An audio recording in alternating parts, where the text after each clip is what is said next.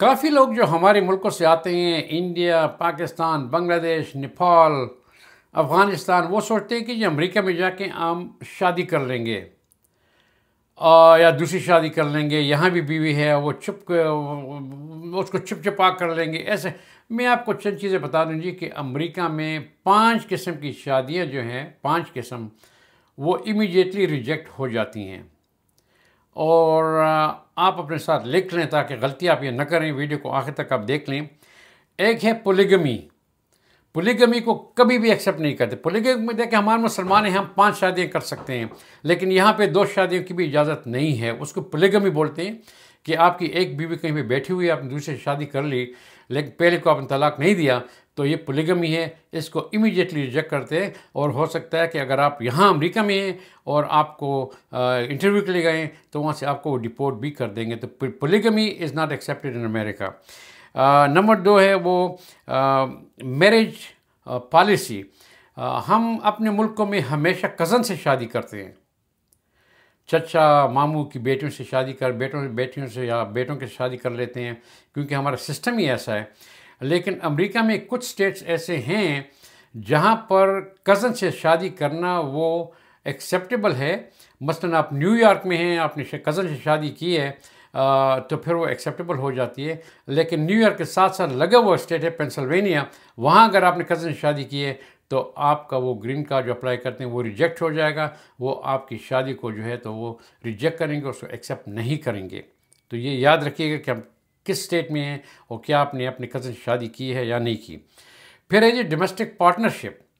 हमारे इलाकों में तो ऐसा नहीं है, हमारे मुल्कों में, लेकिन यूँ होता है कि आपने किसी से शादी नहीं की, लेकिन आप उससे एक 10 साल आप उनके साथ रहती भी हैं, आप रिलेशनशिप भी है, और फिर आप जो है तो मसलन कानून ये है कि अगर आप मर गए उसमें, तो आपके साथ जो 10 साल जिसकी रिलेशनशिप थी, आपके साथ वो रहती थी या रहता था, वो तमाम प्रॉपर्टी उसके नाम पे आ सकती है, क्योंकि वो डोमेस्टिक पार्टनरशिप था, वो एक्सेप्टेबल है।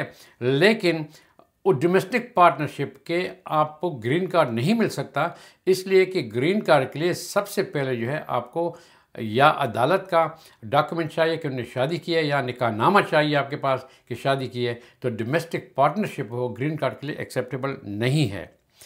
और फिर है कि आपने जो शादी की है उसमें एक बंदा है और दूसरा नहीं है, बीवी है तो हस्बैंड नहीं है, हस्बैंड है तो बीवी नहीं है, शादी हो गई, जो अक्सर हम लोग जो टेलीफोन पर करते हैं, क्योंकि हमारे यहाँ शादियाँ और लड़की या लड़के को जो माँ बाप तलाश करते हैं और फिर हम शादी कर लेते हैं टेलीफोन पे। हमने लड़की को देखा भी नहीं होता या लड़की ने लड़के को नहीं देखा होता, तो वो एक्सेप्टेबल नहीं है। हाँ, जो एक्सेप्टेबल है वो भी डाउट में है, लेकिन कम से कम आपके पास कुछ ना कुछ हाथ में हथियार होगा जिस पे आप जो है लड़ सकते हैं। वो ये है कि आप जाकर एक बाहर मुल्क पे, जहाँ भी हैं आप, बाहर मुल्क में जाके आप एंगेजमेंट कर लें, और एंगेजमेंट की सेरेमनी हो जिसकी आपने वहाँ पे, आपने निकाह नहीं किया, बीवी आपकी नहीं है, क्योंकि निकाह के बाद बीवी होती है, आपने वहाँ पे सेरेमनी कर ली, पार्टी कर ली, नाच गाना किया वहाँ पे, और सब लोग जो है वो इकट्ठे हो गए और आपने एंगेजमेंट कर ली, मंगनी कर ली, फिर आप वापस आ गए। उसके बाद फिर आपने जो है तो टेलीफोन पे या जूम को इस्तेमाल किया, फिर आपने शादी कर ली, निकाह हो गया आपका।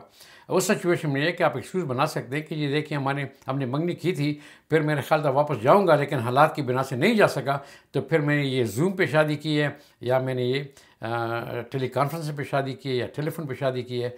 तो उस सूरत में आप उस पर स्टैंड ले सकते हैं। और आखिरी जो सबसे लास्ट वाला है वो तो आप सबको पता है कि पेपर मैरिज एक्सेप्टेबल नहीं है। आप किसी को, यहाँ पे भी गरीब लोग हैं, आप किसी को $20,000 दे देते हैं कि जी आप ले लें, आप खर्चा मर्चा चला लें, मैं आपसे शादी कर लूँगा। उसके बाद जो है या तो आप उसको बताती नहीं है बेचारी औरत को या मर्द को, और उसको आप छोड़ देते हैं, या पहले से जो आपने बताया होता है कि भाई मैंने फिर रहूँगा नहीं, मैं तलाक दे दूँगा, वो भी कहते हैं चलिए एक $20,000 तो मुझे मिल गए या $10,000 मिल गए, गुर्बत है। तो वो पेपर मैरिज अगर पता चल जाए तो उस पर आप इमीडिएटली डिपोर्ट हो जाएंगे। तो ये 5 किस्म की शादियाँ जो अमेरिका में एक्सेप्टेबल नहीं है, ज़रा ख्याल रखिएगा। अगर आप इस सोच में हैं तो मैं कहता हूँ इस वीडियो को बार बार देखें ताकि आपका सोच बदल जाए। तो प्लीज़ मेरे वीडियो को शेयर करें, इस चैनल को फॉलो करें, और बेल के बटन को दबाएं कि जब भी कोई नई इन्फॉर्मेशन आ जाए हम आप तक पहुंचा सके। Thank you very much. अल्लाह हाफिज़।